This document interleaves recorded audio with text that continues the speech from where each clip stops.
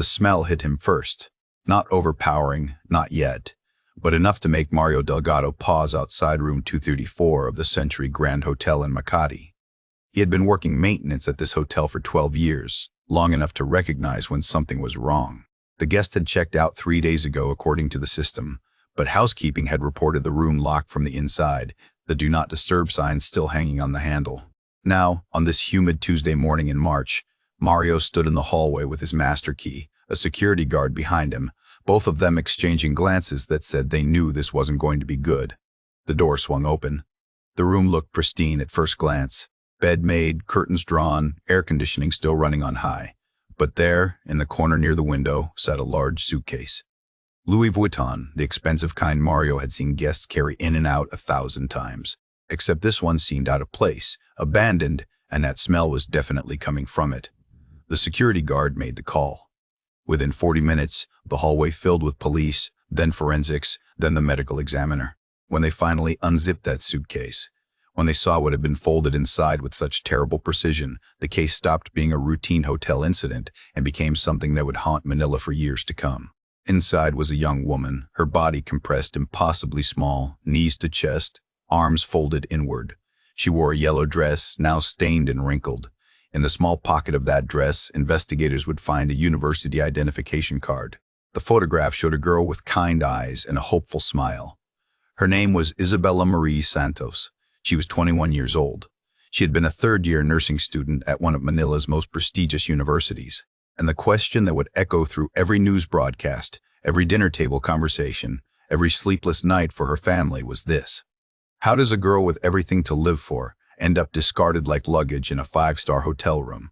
3 months earlier, Isabella Santos was alive in the way that only someone fighting for their future can be alive. Every day began the same way.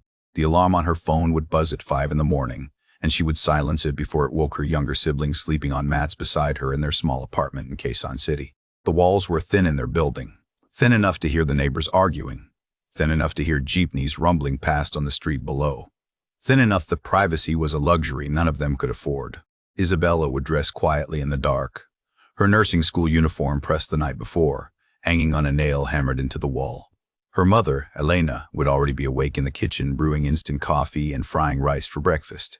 They never talked much in those early hours, just the quiet understanding between women who carried the weight of their family on their shoulders. Isabella's father, Rodrigo, drove a jeepney 12 hours a day, 6 days a week. Her mother taught grade 3 at a public school where she bought supplies for her students out of her own salary because the school budget never stretched far enough. Isabella was their eldest, their brightest hope, the first person in their entire extended family to attend university on a full academic scholarship. The pressure of that achievement lived in her chest every single day, a stone she swallowed each morning and carried until she collapsed into bed each night. But she never complained. Complaining was a luxury for people who had other options. The commute to university took an hour and a half on good days, longer when traffic strangled the city into gridlock. Isabella would squeeze onto a jeepney, her bag pressed against her stomach, textbooks heavy inside, other passengers pressed against her from all sides.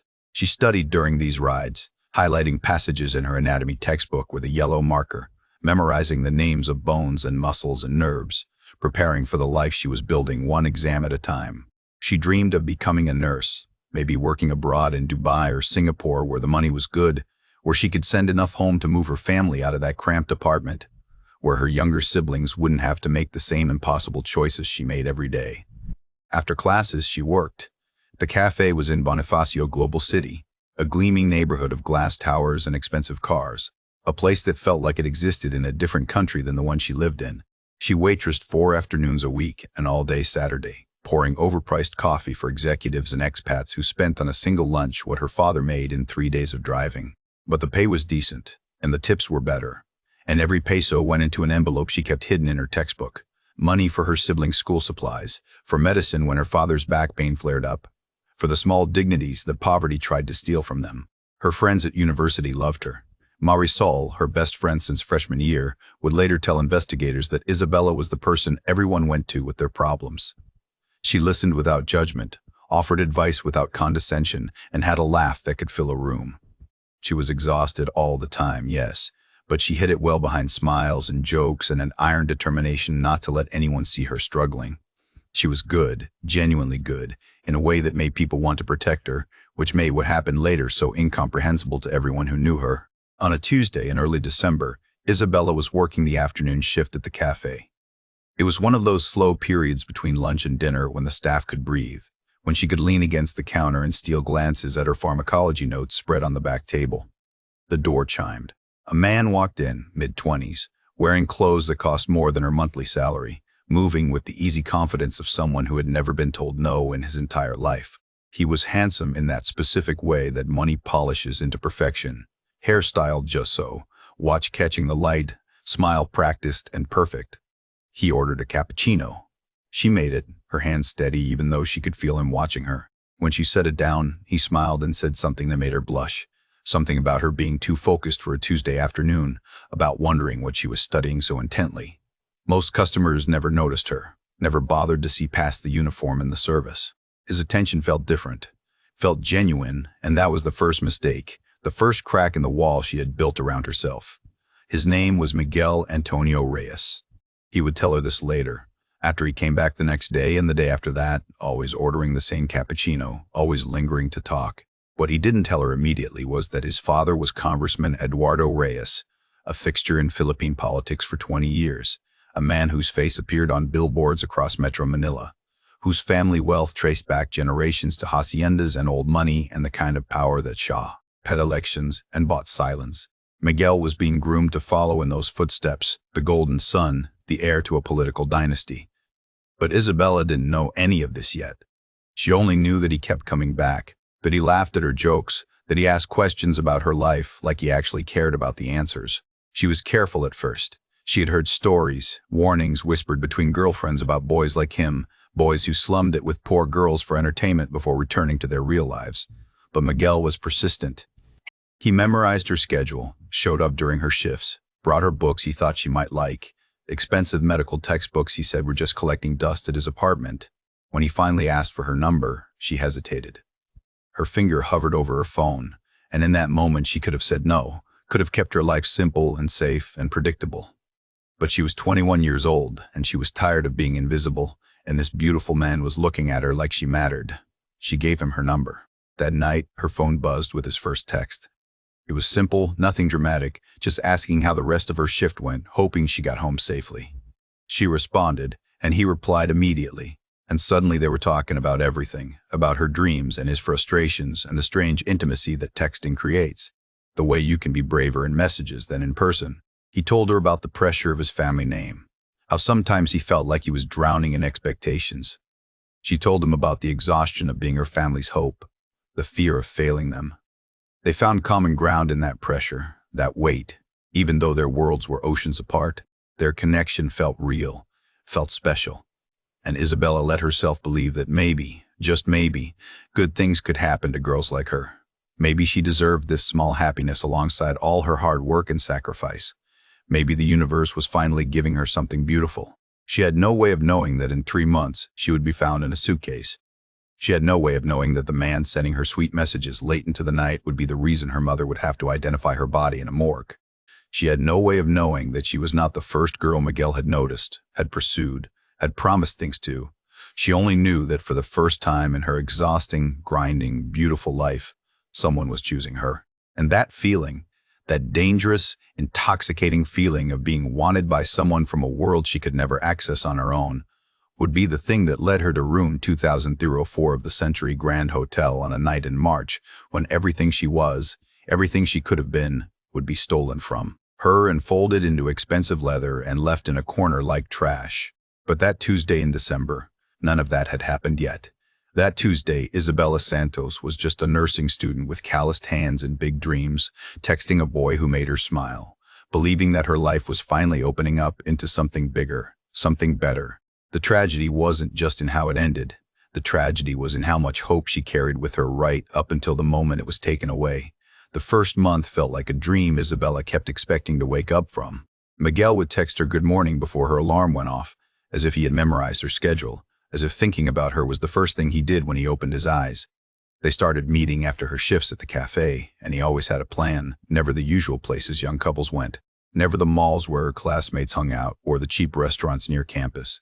Instead, he would drive her in his black BMW to his condominium in Rockwell, a building with a lobby that looked like a hotel, with security guards who knew him by name and never asked questions about the girl in the nursing student uniform he brought upstairs. His place was on the 23rd floor, floor-to-ceiling windows overlooking the city, furniture that looked like it came from magazines, everything clean and expensive and utterly foreign to Isabella. The first time she walked in, she was afraid to touch anything. Miguel laughed at her hesitation, pulled her inside, ordered food from restaurants that didn't deliver to normal people. They would eat on his balcony, and he would ask about her day. And for those few hours, she could forget about the jeepney ride home, about the medical terminology exam she needed to study for, about her mother's worried questions about where she was spending so much time lately. But there were rules. Miguel made them clear from the beginning, and he framed them as protection, as necessary, as proof of how much he cared. His father was Congressman Eduardo Reyes, currently running for Senate re-election. The campaign was brutal, opponents looking for any weakness, any scandal to exploit. If anyone found out about Isabella, if photos surfaced, if someone connected her to the Reyes family, it would destroy everything his father had worked for. Miguel said this with such sincerity, such genuine fear in his eyes, that Isabella believed him. She understood, or thought she did. Politics in the Philippines was a blood sport, and she didn't want to be the reason a good man lost an election, so they kept it secret. No photos together, no social media posts about where she was or who she was with. When they went out, it was always to places far from Manila, late-night drives to Tagaytay where the air was cooler and no one knew the congressman's son, or to hotels he would book under names that weren't his. He gave her things, beautiful things she had never owned before. Designer bags that cost more than her father made in 6 months, dresses with tags from stores she had only walked past, money he would slip into her backpack with notes that said it was for school supplies, for books, for whatever she needed. She tried to refuse at first, but he insisted with such wounded pride that she eventually stopped protesting. She kept the bags hidden in her locker at school, wore the dresses only when she saw him, returned home in her old clothes so her parents wouldn't ask questions she didn't know how to answer. The intoxication of being chosen by him was overwhelming. Girls at the cafe noticed she was different, glowing, distracted. Marisol started asking questions. Isabella deflected with vague answers about studying late at the library. Her mother commented that she seemed happier, and Isabella felt the guilt of that observation twist in her stomach because her happiness was built on lies. But Miguel made her feel seen in a way no one else ever had. He remembered small details she mentioned in passing, surprised her with her favorite foods, listened when she talked about her dreams with an intensity that made her feel like she was the most important person in his world. Except the world started shifting in ways so subtle she didn't notice at first. Plans would change last minute. He would text saying he couldn't meet because his father needed him at some political event, some meeting, some crisis that demanded his presence. She would wait at the cafe, dressed in one of the outfits he liked, and he wouldn't show. Hours later, he would text an apology, sometimes with flowers delivered the next day, sometimes with an explanation about family obligations she couldn't possibly understand. And she tried to understand. She tried to be patient, to be flexible, to be the kind of girlfriend who didn't make demands or complain or add to his stress. Then came the jealousy. It started small. A comment about a male classmate whose name appeared too often in her stories. A question about who she was studying with, delivered casual but weighted with something darker underneath. Miguel started asking for her location, framing it as worry for her safety in Manila's dangerous streets. She shared it willingly at first, touched that he cared, but then he started checking it obsessively, texting if she wasn't where he expected her to be, asking for explanations when she deviated from her routine. He went through her phone one night when she was in the bathroom, and when she came back he was reading her messages, his face tight with an anger that scared her. He accused her of flirting with a classmate, pointing to a conversation that was clearly innocent, clearly nothing. She tried to explain, but his anger didn't want explanation. It wanted submission. He apologized later, of course, crying, holding her, saying he was sorry, that the campaign pressure was making him crazy, that he couldn't stand the thought of losing her. And Isabella, who had grown up watching her mother absorb her father's frustrations and call it love, who had been taught that women's role was to be understanding and forgiving, accepted the apology. She told herself it was a one-time thing, stress-induced, not really him. She started being more careful about what she shared, who she talked to, how she described her day. She learned to edit herself before he had to ask. Her world was shrinking and she didn't even realize it was happening. She started skipping study groups because Miguel might want to see her, and she needed to be available. She stopped going out with Marisol and other friends because explaining where she really was, who she really was with, felt exhausting. She pulled away from people who asked too many questions, who looked at her with concern she didn't want to acknowledge. Her grades started slipping, not dramatically, but enough that her professors noticed, enough that she had to work twice as hard to maintain the scholarship that was her lifeline. Miguel's control tightened in increments so small they seemed reasonable in isolation. He wanted her to check in multiple times a day. He wanted to approve what she wore before she left home. He got angry when she posted anything on social media, even innocent photos of her coffee or her textbooks, because he said she was inviting attention from other men, because she was being disrespectful to their relationship. When she tried to push back, to say she had a right to her own social media, to her own life, he would shut down completely, going cold and distant until she apologized, until she agreed to his terms. And the terrible thing was that between these moments of control came tenderness that confused her, that made her doubt her own perceptions. He would show up at the cafe with her favorite flowers, take her somewhere beautiful, tell her she was the only person who truly understood him, cry about the impossible pressure of being Eduardo Reyes's son, make her feel like she was his sanctuary, his safe place in a cruel world. Isabella started losing weight.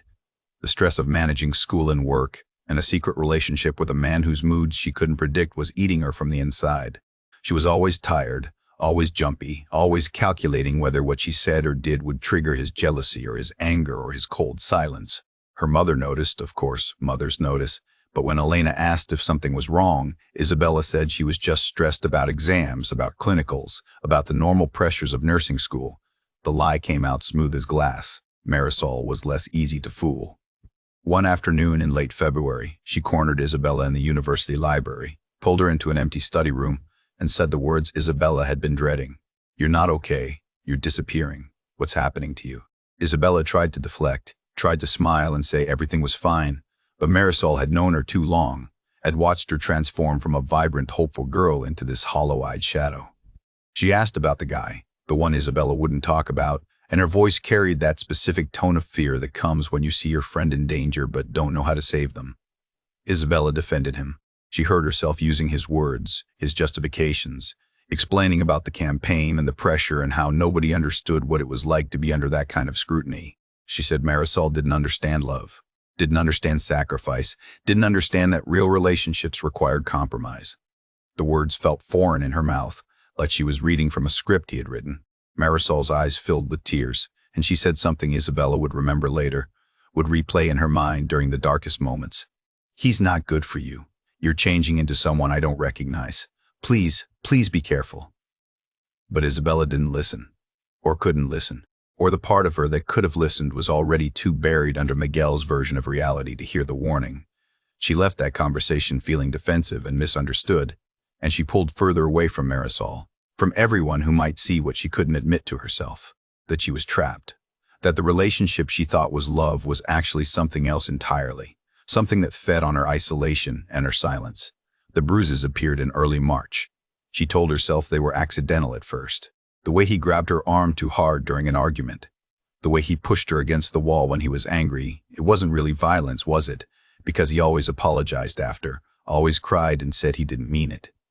Isabella started wearing long sleeves even in Manila's heat. She became an expert at covering marks, at angling herself in photos, at lying about bumping into doors or tripping on stairs. Her mother saw the bruises one evening when Isabella was helping with dinner, purple and yellow marks wrapping around her forearms like bracelets. Elena's face went still in that way that meant she knew exactly what she was seeing. She asked the question mothers have asked daughters for generations. "Did someone hurt you?" Isabella said no.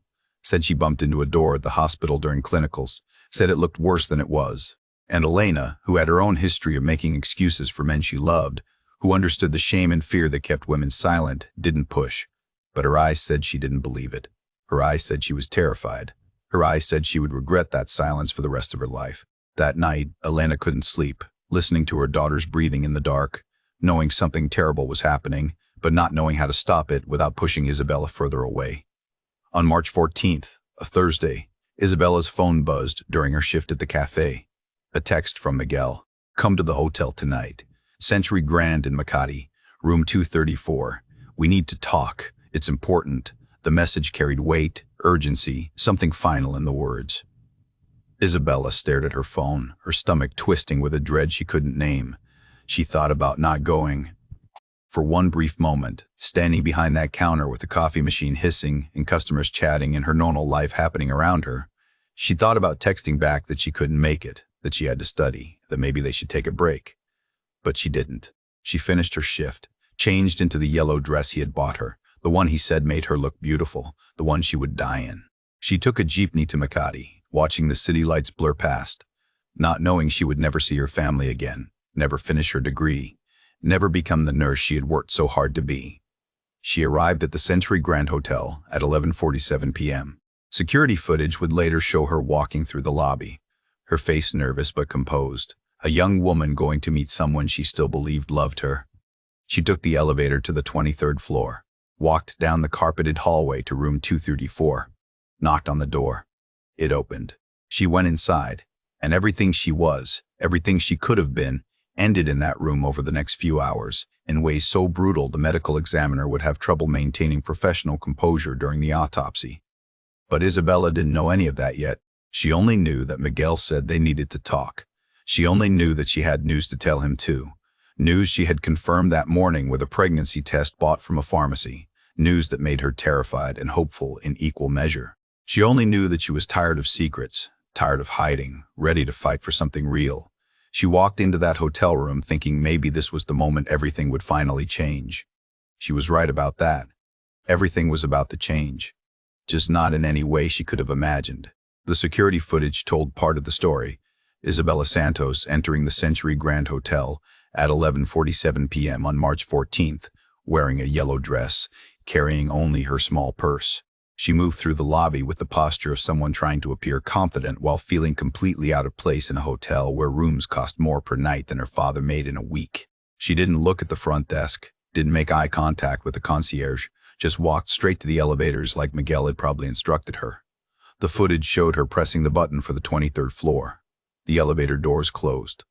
That was the last time anyone saw Isabella Santos alive. What happened inside room 2004 had to be reconstructed from evidence, from forensics, from the sterile language of autopsy reports and crime scene photographs. But beneath that clinical documentation lay a human story, a tragedy that unfolded in real time while the city slept outside those hotel windows. Miguel was already in the room when she arrived. He had checked in that afternoon under a false name, paying cash, a habit he had apparently perfected over the years.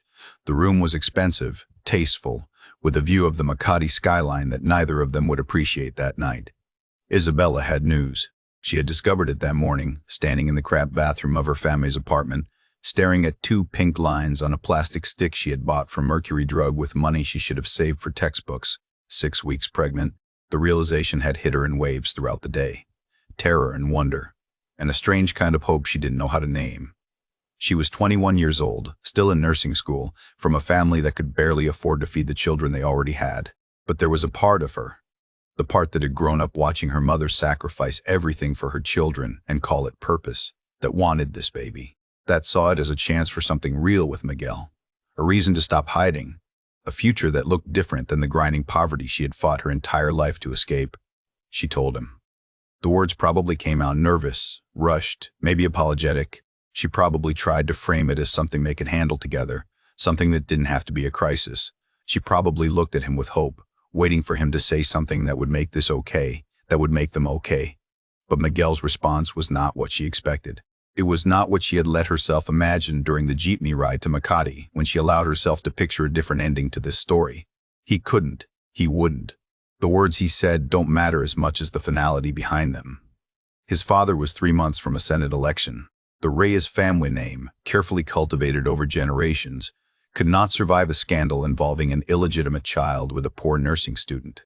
Miguel's entire future, the political career being built for him since birth, the dynasty he was meant to inherit, all of it would crumble if this got out. He told her she needed to take care of it. That was probably the phrase he used. The euphemism that men have used forever to avoid saying the word abortion, to avoid acknowledging what they're actually asking. He probably offered money, lots of it, enough to pay for the procedure and compensate her silence. But Isabella said no. The forensic evidence suggested an argument that escalated quickly. Neighbors in adjacent rooms reported hearing shouting around 12:30 a.m., a woman's voice pleading, a man's voice angry. Someone heard something break, glass maybe, or furniture. Then there was a period of quiet that lasted too long, the kind of silence that meant something terrible had already happened. What the medical examiner would later document in careful technical language was blunt force trauma to the back of Isabella's skull, consistent with her head striking the corner of the marble bathroom counter. There were defensive wounds on her hands and arms, evidence that she had tried to protect herself. There were strangulation marks on her neck, bruising that showed sustained pressure, that showed intention. Miguel would claim it was an accident, that she had gotten hysterical, that they struggled, that she fell and hit her head. But accidents don't explain what came next. Accidents don't explain the 2 hours he spent cleaning the scene with methodical precision, wiping down surfaces, collecting her belongings, using hotel towels to soak up blood from the bathroom tile. Accidents don't explain him leaving the hotel at 3:17 a.m., captured on security footage looking calm and composed, driving to a 24-hour mall in Green Hills where he purchased a large Louis Vuitton suitcase, the most expensive one they had, because even in disposing of her body, he wouldn't help his reflexive reach for luxury. He returned to the hotel at 4:45 a.m. The night shift security guard would later testify that Miguel seemed normal, unremarkable, just another wealthy young man returning from a late night out. He went back up to room 2304. And there, in that hotel room with its pristine white sheets and expensive furniture, Miguel Antonio Reyes did something that revealed exactly who he was beneath the charm and the tears and the claims of love. He folded Isabella's body into that suitcase, not in a panic, not in shock, but with the calculated efficiency of someone solving a problem. He bent her knees to her chest, folded her arms inward, positioned her in a way that was almost geometrically precise. The medical examiner would note during autopsy that several of her ribs had been broken post-mortem, pressure fractures from being compressed into a space too small for a human body. Miguel checked out of the hotel at 6:32 a.m., March 15th. He left the suitcase in the corner of the room, left the "Do Not Disturb" sign on the door, left Isabella Santos folded and hidden like she was garbage. He couldn't be bothered to dispose of properly. He drove home, showered, packed a bag, and caught a 3 p.m. flight to Singapore. He probably thought distance and money and his father's connections would make this disappear. He probably thought he could walk away from what he had done the same way he had walked away from other problems his entire privileged life. But Isabella's body wouldn't stay hidden.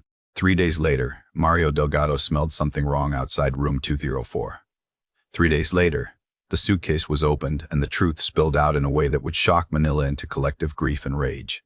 The investigation moved quickly once they identified her. Isabella's phone records, the security footage, Miguel's credit card transactions purchasing the suitcase, everything pointed in one direction. The police went to the Reyes mansion in Forbes Park with questions. They were met by lawyers, by stonewalling, by the full weight of a political dynasty trying to contain a scandal. But they couldn't contain Isabella's family's anguish. Rodrigo Santos collapsed when police came to their apartment in Quezon City, when they asked if he had a daughter named Isabella, when they asked him to come identify a body. Elena didn't collapse. She went silent in a way that was somehow worse. A silence that would last for days, her voice stolen by the impossibility of what they were telling her. Her daughter, her brilliant daughter, the one who was going to lift them all out of poverty, found in a suitcase in Makati. The words didn't make sense. They couldn't make sense. Bodies don't fit in suitcases. Daughters who leave for work don't end up folded in expensive leather in hotel rooms. The news broke 2 days after the body was identified, and Manila exploded. Social media filled with Isabella's university photo. That image of her smiling and hopeful, the girl she had been before Miguel Reyes entered her life. Hashtags spread demanding justice. People who had never met Isabella took to the streets with candles and flowers, gathering outside the Century Grand Hotel, outside the Reyes mansion, their anger fierce and focused. Because Isabella's story wasn't just her story, it was every young woman who had been told to stay quiet. Every girl from a poor family who had been used and discarded by rich men who faced no consequences. Every mother who had warned her daughter about boys like him, only to be proven horrifically right. The Reyes family tried to control the narrative. They hired crisis management teams, expensive lawyers who floated alternative theories in carefully worded statements. They suggested Isabella had been unstable, that she had been extorting money from Miguel, that this was a tragic accident being blown out of proportion by media and political opponents. But Isabella's friends spoke out. Marisol went on television, tears streaming down her face, sharing the text messages where Isabella had defended Miguel, where she had insisted he loved her, where she had slowly disappeared into his control. The cafe where Isabella worked released security footage showing Miguel's visits, the obsessive pattern of them, his obvious fixation. The evidence was overwhelming. Miguel was arrested in Singapore 3 weeks after Isabella's body was found, extradited back to the Philippines in handcuffs while news cameras captured every moment. The trial lasted 6 months. The prosecution presented forensic evidence, witness testimony, digital records that traced every interaction between Miguel and Isabella. They showed the jury photographs of bruises on Isabella's body from weeks before her death, medical records from a clinic visit where she had been treated for a sprained wrist, and the doctor had noted suspected domestic violence. They brought in experts who explained the level of force required to fold a body into a suitcase, the calculation behind every action Miguel took after Isabella died. Miguel's defense tried everything. They claimed passion, temporary insanity, self-defense. They put character witnesses on the stand who testified about what a good son he was, what a bright future he had. They tried to paint Isabella as manipulative, as someone who had trapped him with a pregnancy. But the jury saw through all of it. They saw a young man who thought his family name and his father's money would protect him from consequences. They saw a pattern of control and violence that had been building for months. They saw Isabella Santos, a girl who worked 2 jobs and studied on jeepneys and dreamed of being a nurse, reduced to something disposable in Miguel's eyes. The verdict came back guilty of murder in the 1st degree, 25 years to life, no possibility of parole. Miguel showed no emotion when the sentence was read, just the blank expression of someone who still couldn't quite believe that rules applied to him. Congressman Eduardo Reyes, sitting in a gallery behind his son, aged a decade in that moment. His Senate campaign collapsed. He lost by margins unprecedented in Philippine politics, voters rejecting everything he represented. But none of it brought Isabella back. Her funeral was held at a church in Quezon City, and thousands came.